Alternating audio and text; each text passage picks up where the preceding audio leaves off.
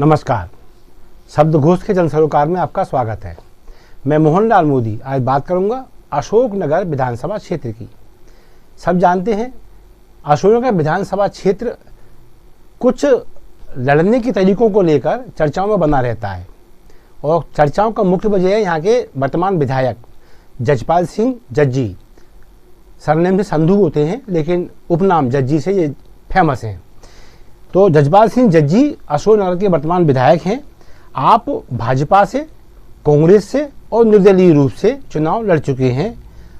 इससे बढ़कर बात यह है कि आपने सामान्य वर्ग की सीट से, पिछड़े वर्ग की सीट से और अनुसूचित जाति की सीट से, सभी वर्गों की सीट से अपने चुनाव फाइट किया है। नपाध्यक्ष, विधायक, इन सभी सीटों पे आप अपना भाग्य आजमा चुके हैं और जीते भी हैं। महाराज के खास समर्थक हैं और उनकी विशेष कृपा इन पर बनी रहती है। इनके खिलाफ अदालत में केस है। केस क्या है कि इन्होंने अनारक्षित सीट पर लड़ने में कोई बुराई है ही नहीं है, कोई लड़ सकता है, लेकिन इन्होंने ओबीसी की सीट से भी लड़ा है चुनाव एक, और एक चुनाव लड़ा है अनुसूचित जाति की सीट से। तो सवाल उसमें बस यही उठ रहा है कि ये ओबीसी के हैं कि एससी के हैं। इसको लेके इन पर केस कर रखा है अशोकनगर के पूर्व विधायक भाजपा नेता लड्डू राम कोरी ने। हालांकि आजकल जजपाल सिंह जज्जी भी भाजपा में ही हैं। तो ये केस एक बड़ा अजीब सा केस है कि ओबीसी और एससी की सीट पर लड़ना, इससे एक तो बात क्लियर है कि कहीं ना कहीं एक जगह तो आदमी ने झूठ बोला है। ये ठीक ऐसा हुआ जैसे कोई आदमी के मेरे बाप का नाम सुरेश है, फिर बोले मेरे बाप का नाम रमेश है। तो या तो रमेश सही है या सुरेश सही है। यदि सुरेश सही है तो रमेश गलत है, और रमेश गलत सही है तो सुरेश गलत है। यानी एक जगह ये तय है कि झूठ बोला गया है। बस ये बात सबकी समझ में आती है, पता नहीं क्यों अदालत की समझ में ये बात अभी तक नहीं आ पाई है कि एक बार आदमी ने झूठ तो बोला है, चाहे वो ओबीसी का झूठ बोला हो और चाहे वो एससी का झूठ बोला हो। खैर, इस केस को जो इनके खिलाफ लगा है, इतना समय तो इसको मिल चुका है कि अब ये कार्यकाल भी इनका पूरा होने वाला है, लेकिन फैसले पे सबकी नज़र है। ऐसा लोग मान रहे हैं कि यदि फैसला इनके पक्ष में आया, जजपाल सिंह जज्जी के पक्ष में यदि फैसला आता है तो इनका टिकट भी पक्का है। कारण, पहला चुनाव जीते कांग्रेस के मैंडेट पर, फिर उपचुनाव हुआ जब दल बदल हुआ जब महाराज के साथ, तो ये भाजपा में आ गए। तो फिर उपचुनाव हुआ, उपचुनाव में जीते भाजपा के मैंडेट पर। तो कुल मिला के जब भाजपा के मैंडेट पर जीते तो कांग्रेस हराई, कांग्रेस के मैंडेट पर लड़े तो भाजपा हराई, और निर्दलीय भी आप अपनी ताकत सिद्ध कर चुके हैं। लिहाजा ऐसे लोग मानते हैं कि जजपाल सिंह जज्जी को चुनाव लड़ना भी आता है और जीतना भी आता है, और शायद यही वजह है कि यदि केस जीते, फैसला इनके पक्ष में आया, तो फिर टिकट इनका मिलना पक्का है। क्यों, भाजपा भी जीतने वाला प्रत्याशी चाहती है और महाराज भी इस नाम पर अपनी इसलिए ताकत लगाएंगे क्योंकि ये नाम लड़ना भी जानता है और जीतना भी जानता है। इसके बाद एक नाम आता है शीला जाटव का। ये फुटेरा की रहने वाली हैं और वर्तमान में जिला पंचायत सदस्य हैं, डायरेक्टर हैं जिला पंचायत अशोकनगर की। इनकी खास बात ये है कि इन्होंने जो अभी जीत हासिल की है जिला पंचायत में, वो लगभग 20-22 हज़ार से ऊपर अधिक वोटों से जीती हैं। मतलब एक बड़ा रिकॉर्ड है जीतने का इनका, कि ये दबदबा रखती हैं क्षेत्र में अपना, और एक ऐसा चेहरा है कि यदि इन्हें टिकट मिला तो रुख बदल सकती हैं हवा का, ऐसा लोग कहते हैं। और ऐसा भी माना जा रहा है कि यदि जजपाल सिंह जज्जी केस हार गए, यानी उनके चुनाव लड़ने पर कोई रोक लगती है, उनका कोई एससी या ओबीसी का जो मान्यता है वो खतरे में आती है, तो निस्संदेह वो फिर चुनाव नहीं लड़ पाएंगे। ऐसे में जजपाल सिंह जज्जी शीला जाटव पर ही अपना दांव लगाने वाले हैं। ये वहाँ के भाजपा के, कांग्रेस के और आम जनता के बीच के जो प्रतिष्ठित लोग हैं वो ऐसा बता रहे हैं कि यदि जजपाल सिंह किसी कारणवश अयोग्य साबित होते हैं तो फिर शीला जाटव पे वो अपना दांव लगाएंगे। एक प्रकार से वो शीला जाटव को अपनी ओर से लड़ाने जा रहे हैं, फिर ये तय माना जाए। फिलहाल शीला जाटव का स्वतंत्र दावा है कि वो चुनाव लड़ सकती है और जीत सकती है, तो वो अपनी दम पर टिकट मांग रही हैं, ये भी बात तय है। और इनका जहाँ तक बात है तो भाजपा में प्रभात झा जो पूर्व अध्यक्ष रह चुके हैं मध्य प्रदेश भाजपा के, ये प्रभात झा की शिष्या कह लें, उनकी कृपा पात्र कह लें, उनकी ये विशेष समर्थक हैं, इनका आशीर्वाद इन्हें मिला हुआ है, इसलिए इन्हें उम्मीद है कि टिकट हमें ये किन प्रकार मिल ही जाएगा। तीसरा नाम आता है भाजपा में सत्येंद्र कलावत का। सत्येंद्र कलावत रिटायर्ड शिक्षक हैं, इनकी पत्नी है शीतल देवी, वो जिला पंचायत में डायरेक्टर हैं और पूर्व में मंडल डायरेक्टर भी रह चुकी हैं। तो कुल मिला के ये बात तो क्लियर है सत्येंद्र कलावत के बारे में भी कि ये अपनी पत्नी को जिता सकते हैं मंडी में भी और जिला पंचायत में भी।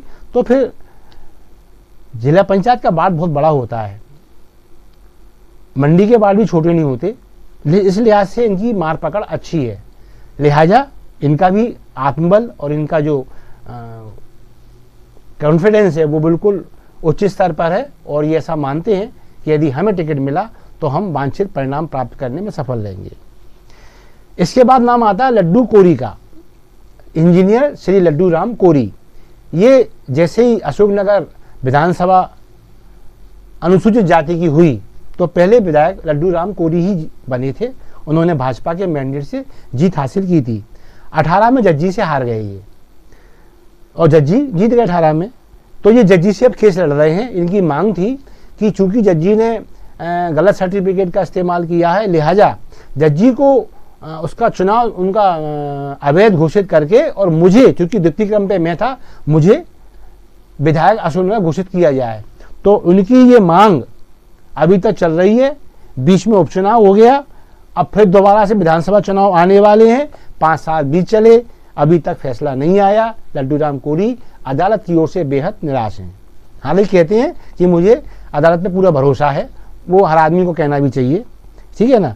तो ये उनका दर्द है कि कब से चुनाव लड़ रहा हूँ, बीच में चुनाव और हो गया लेकिन फैसला नहीं आया, लिहाजा जसपाल सिंह जज्जी की जो महत्वाकांक्षाएं वो प्रबल बनी हुई हैं और लड्डू राम कोरी अब अपनी दावेदारी कर रहे हैं कि हमें टिकट मिल जाए।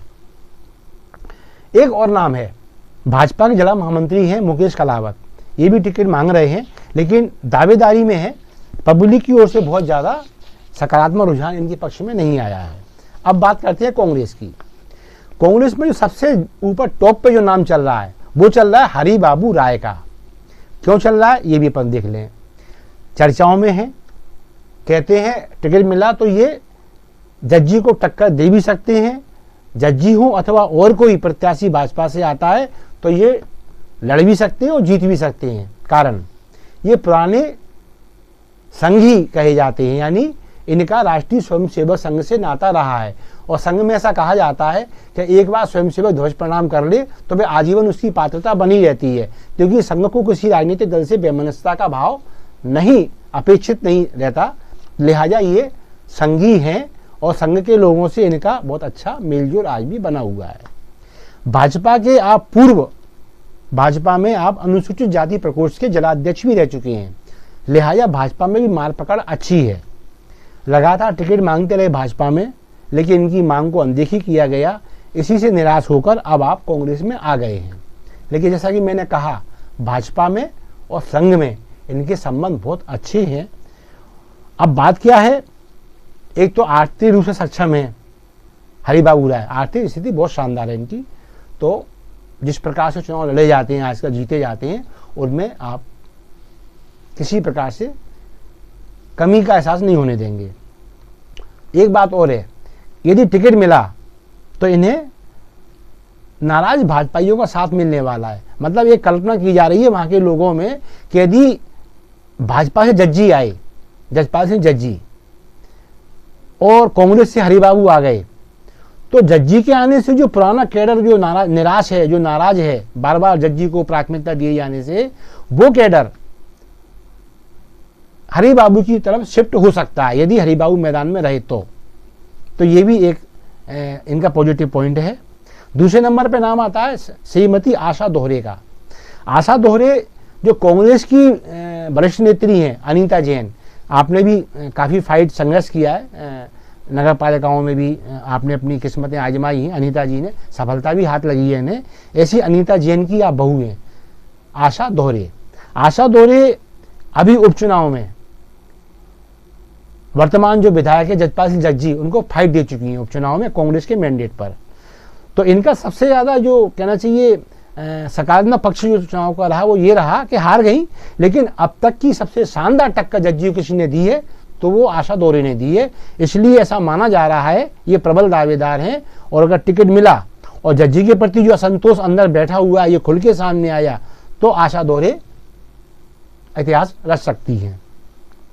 अच्छा, इनके पक्ष में और क्या है, एक तो ये अनुसूचित जाति से हैं, तो अनुसूचित जाति का जो वर्ग है वो इनके साथ पीछे डटा हुआ है।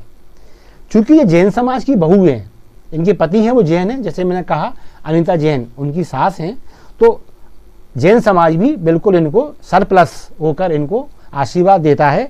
ऐसी स्थिति में ये जातिगत दृष्टि से देखें तो इनको जो सामान्य लोगों को अपने वर्ग का समर्थन मिलता है, आम आदमी का वोट तो है ही, जो कुछ है बढ़ता है या एक साथ जाता है, लेकिन इनके पास जो जैन समाज है वो सरप्लस है, इसलिए इनको बहुत उम्मीद भरी निगाहों से पब्लिक और पार्टी में देखा जा रहा है। फिर नाम आता है गोपाल कौल का। गोपाल कौल डाक विभाग से रिटायर हुए हैं और कांग्रेस में सक्रिय हैं। इनकी खास बात यह है कि भाजपा कांग्रेस, कांग्रेस भाजपा ये खेलते रहे हैं। कारण क्या है कि इनको टिकट नहीं मिलता, ये टिकट मांगते हैं, टिकट मिलता नहीं है, महत्वाकांक्षाओं की पूर्ति नहीं होती है, लिहाजा ये नए प्रयोग करते रहते हैं। इस बार इनको कांग्रेस से उम्मीद है। इन्होंने एक विधानसभा चुनाव लड़ लिया है, और वो चुनाव कौन सा था, सबसे पहला जब अशोकनगर जिला बना था, उस वक्त आप लड्डू राम कोरी से हार गए थे। कौन? गोपाल कौल। जिला पंचायत और जनपद में भी आप अपनी किस्मत आजमाते रहे हैं। इस बार विधानसभा में दो हाथ करने का इनका मूड है। फिर एक नाम आता है त्रिलोक अहरवार का। त्रिलोक अहरवार कांग्रेस में ही है, पहले महाराज के समर्थक हुआ करते थे, और चूंकि महाराज अब भाजपा में चले गए हैं तो फिर देखते हैं अब इनका कोई खेवन हार यदि प्राप्त होता है तो बात सुनी जाएगी। आप पुलिस, एक और नरेंद्र आर्य, ये एक और नाम है नरेंद्र आर्य, ये पुलिस सेवा से शायद डीएसपी पद से सेवानिवृत्त हुए हैं और चुनाव में टिकट मांग रहे हैं। ये बाकी लंबी सूची भाजपा में भी है, कांग्रेस में भी है, लेकिन जो प्रमुख नाम हैं, जो 4-5 नाम प्रमुख होते हैं जिनमें से अपन मानते हैं टिकट इन्हीं में से किसी को मिलेगा, तो वो ये नाम सामने थे। पूरा जो चुनाव है अशोकनगर का वो जजपाल सिंह जज्जी के इर्द गिर्द ही घूम रहा है, क्योंकि जब तक वो फैसला, क्योंकि लोगों को ऐसा लग रहा है कि चुनाव के पहले अदालत का फैसला आ जाएगा, तो बस अब सबकी सांसें वहीं अटकी हुई हैं कि जजपाल सिंह जज्जी के पक्ष में फैसला आता है तो टिकट मिलना तय है। जजपाल सिंह जज्जी के खिलाफ फैसला जाता है तो फिर समीकरण बहुत तेजी से बनेंगे, बिगड़ेंगे, और उस वक्त क्या स्थिति बनेगी ये अभी से कह पाना मुश्किल है। लेकिन यदि कुछ ऐसा दिखाई देता है तो मैं मोहनलाल मोदी दोबारा उस नई स्थिति को लेके आपके सामने आऊँगा। तब तक के लिए आज्ञा दीजिए। नमस्कार, जय हिंद।